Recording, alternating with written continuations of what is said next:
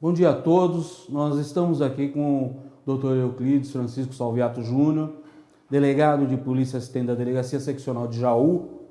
Foi delegado por muito tempo da DISE, Delegacia de Investigações sobre Entorpecentes de Jaú, e vai nos falar um pouco sobre um tema que está sendo relevante aí nos últimos dias, que é sobre a descriminalização da maconha. Em princípio da maconha, mas tem ideias aí para que seja geral. Doutor Euclides, eu gostaria de saber inicialmente qual a sua opinião a respeito desse tema que nós estamos discutindo, que é a descriminalização do uso da maconha. Bom dia, Edson, bom dia, telespectadores.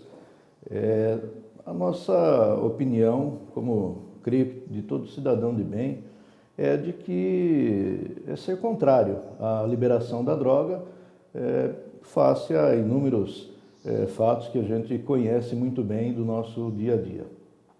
Tá certo. Doutor, nós estamos verificando aí, inclusive teve o último ministro que falou a respeito disso do STF, ele chegou a dizer que mal tem um baseadinho depois que chegar do serviço. O senhor tem a dizer a respeito disso, com todo o seu conhecimento, com todas... o senhor já foi palestrante, já deu diversas palestras a respeito de drogados, do uso de droga, do usuário. O senhor conheceu famílias que tinham drogados, né, na sua família, conhece até hoje, com certeza. Viveu isso aí intensamente. O que o senhor tem a dizer a respeito dessas palavras do ministro, que um baseadinho não faz mal? Bom, primeiro a gente precisa fazer aqui uma retrospectiva, saber o motivo por que está sendo levado à baila esse julgamento. A Defensoria Pública, ela entrou com uma ação, um recurso extraordinário dentro de uma ação, onde um detento foi apanhado com 3 gramas de maconha e assim processado, isso dentro de um presídio. Esse recurso extraordinário chegou ao julgamento dos 11 ministros do Supremo Tribunal Federal. Um dos ministros, que é o relator, o ministro Gilmar Mendes, ele se manifestou favorável à liberação de todas as drogas. Outros 2 ministros, o Barroso e o Fachin, eles se manifestaram somente em relação à droga que era questionada nesse processo, que é a maconha, concordando com a liberação da maconha. E o ministro Zavascki, ele pediu vista do processo, esse processo está suspenso, esse julgamento está suspenso, mas vai ser avaliado por todos os ministros. Bem, com relação ao uso de um baseadinho depois do serviço, na realidade não fica num baseadinho, porque nós sabemos que a maconha, tanto quanto as outras drogas, ela tem o poder de viciar. E ela causa dependência, ou seja, a pessoa que usa, ela vem a querer usar cada vez mais. E essa droga, ela também causa aquele sintoma de fazer com que a pessoa, se abandonar repentinamente, ela tenha vários efeitos no organismo que são muito devastadores também. Então, é a síndrome da abstinência. Tudo isso gera desconforto para a pessoa, gera desconforto para a família, gera desconforto para a sociedade.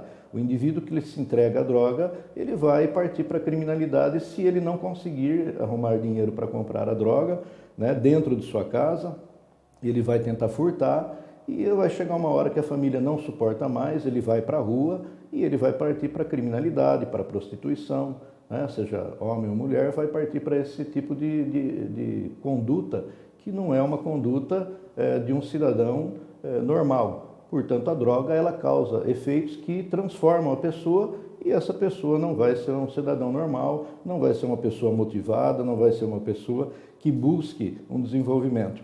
Por isso que eu digo, todo cidadão de bem deve ser contra, porque ninguém quer para o seu filho, para o seu parente, para o seu familiar, uma vida como essa, né? Que é o melhor. E nós não precisamos de droga para ser felizes, né? Deus nos criou saudáveis e nós não precisamos de droga para ser felizes. Então, a droga realmente não é uma coisa que não se deve nem experimentar, porque o risco de se viciar com ela é muito grande. Vou te fazer uma pergunta. Com toda a sua experiência, estão falando em razão à maconha. vamos liberar a maconha. Qual seria, vamos dizer assim, qual seria a facilidade do indivíduo que usa a maconha, que é usuário da maconha, em pular para o crack, a cocaína e as outras drogas sintéticas? Existe essa possibilidade ou ele ficaria simplesmente na maconha a vida toda? Não, essa possibilidade é real. Nós sabemos, tanto pela experiência profissional como pelas pesquisas, que a maconha é a porta de entrada de todas as drogas. A maconha, ela existe há mais de 5.000 anos e ela é a droga mais utilizada no mundo, das drogas ilícitas. Então, quem inicia na maconha acaba pedindo algo mais forte, o organismo começa a exigir algo mais forte. E aí passa para as drogas químicas. Raramente alguém fica utilizando a maconha, só a maconha a vida toda, costuma misturar. Então, essa ação também chega a ser até bem sugestiva, como a maconha. É a porta de entrada para que se libere as outras drogas também.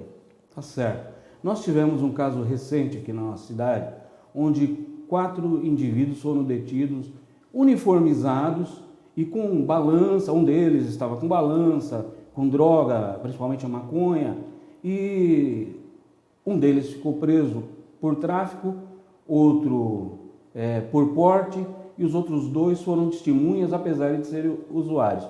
Eles estavam na empresa. O que o senhor imagina que, se houver essa liberação, como seria, por exemplo, um empresário saber que dentro da empresa dele ele tem indivíduos que pode estar portando a droga, pode estar com a droga, dentro da nossa mentalidade, da mentalidade do nosso povo, que certamente eu vi uma entrevista do ministro Luiz Fux, ele dizendo claramente que ele tem certeza absoluta que a maioria da nossa sociedade é contra essa liberação. E o Supremo pode dar uma decisão que seja contrária à maioria da sociedade. Ele até diz que isso aí deveria ser resolvido pelo Congresso. Agora, uma situação onde o empresário sabe que ele tem determinadas pessoas que usam a maconha liberada, será que ele não vai discriminar essa pessoa? Com certeza.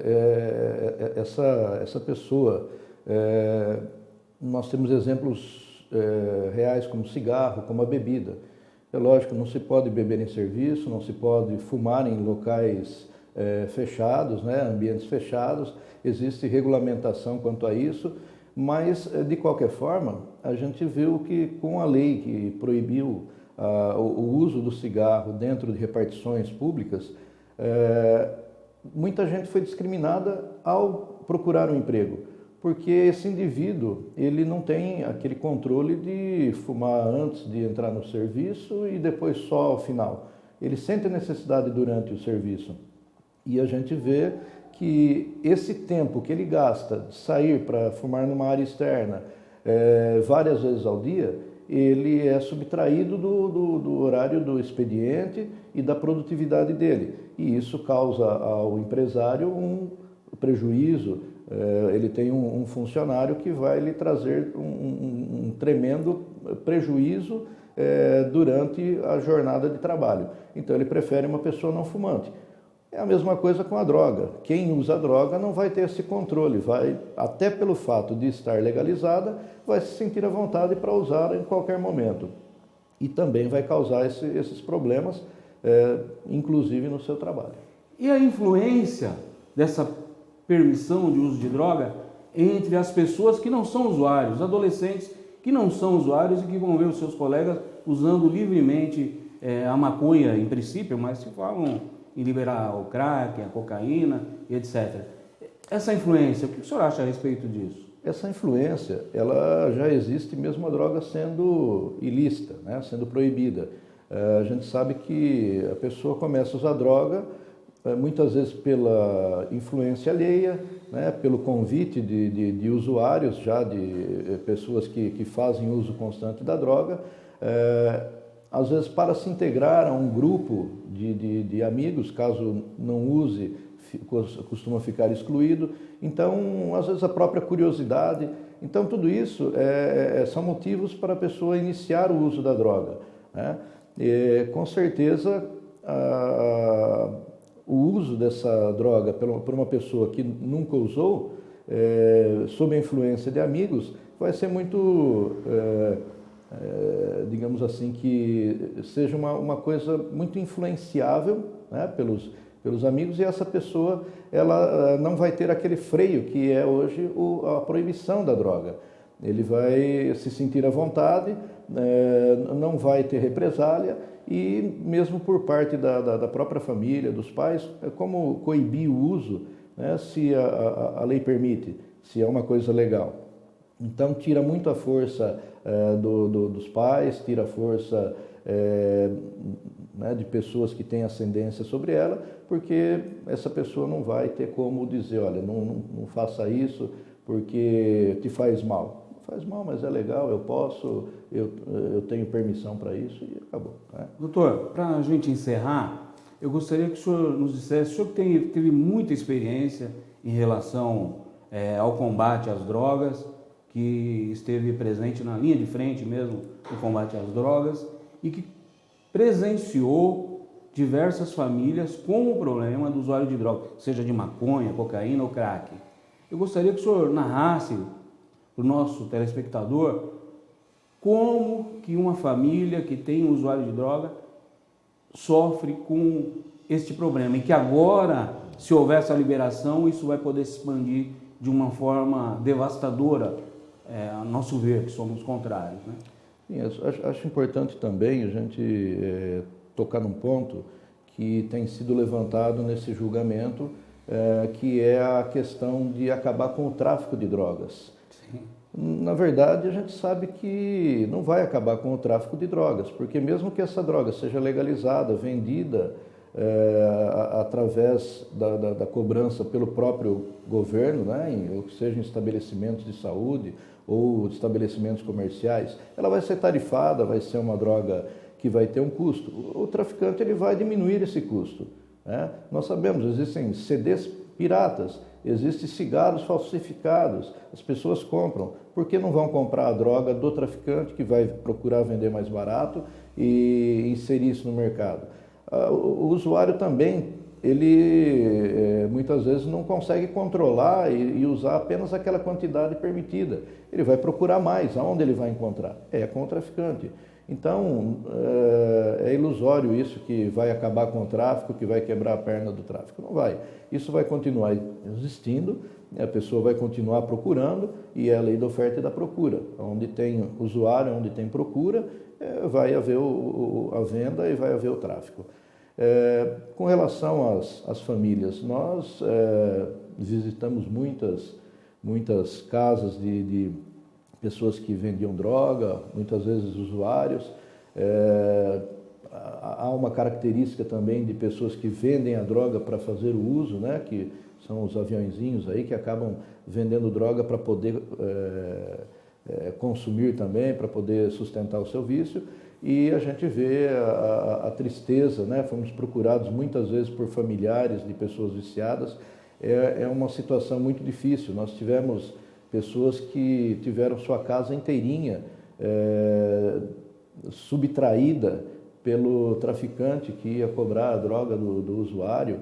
Pessoas que tiveram que abandonar a sua própria casa, a sua própria vida, por causa de um filho ou de um parente que vinha usando droga e devendo né, demais para o traficante. Às vezes, para não ser punido, acaba a família sendo punida, né, entregando tudo que tem, vivendo aquele inferno, vivendo de cobranças, de ameaças. Então, a gente percebe que o uso da droga ele não destrói somente o usuário, mas a família toda, os parentes, os amigos próximos, os vizinhos que não têm sossego. Então, a droga é muito ruim. Eu acho que o caminho não é a liberação, o caminho é políticas públicas na área da saúde, na área da educação. O governo investindo nisso estaria investindo talvez até menos e melhor do que ter que tratar essas pessoas, né? Mas na formação. os pais também assumindo a sua posição de pai, a sua posição de educador, né, de formador do caráter. Não se pode deixar isso para as escolas, para o Estado. Tem que assumir a sua posição, precisa ser firme. Há alguns anos, 20, 30 anos atrás, quase não se ouvia falar em drogas, não se via as pessoas utilizando droga. Hoje, nas praças públicas, a gente vê as pessoas usando drogas sem a menor preocupação. Então, a lei ela já não descriminalizou, mas já despenalizou praticamente o usuário da droga. Nós não estamos enchendo as cadeias com pessoas usuários de drogas, mas somente com aqueles que praticam o crime de tráfico, né, e outros delitos. O usuário de droga ele tem penas alternativas, então essa justificativa de encher as cadeias ou esvaziar as cadeias dos usuários também não é uma justificativa válida. Já existem esses recursos na lei que devem ser melhor aplicados e com políticas que venham a trazer a abstenção do uso da droga, mostrar para o cidadão que ele pode ser feliz, que ele pode viver bem sem uso de drogas. Alô, doutor, obrigado, viu? Um prazer, Edson.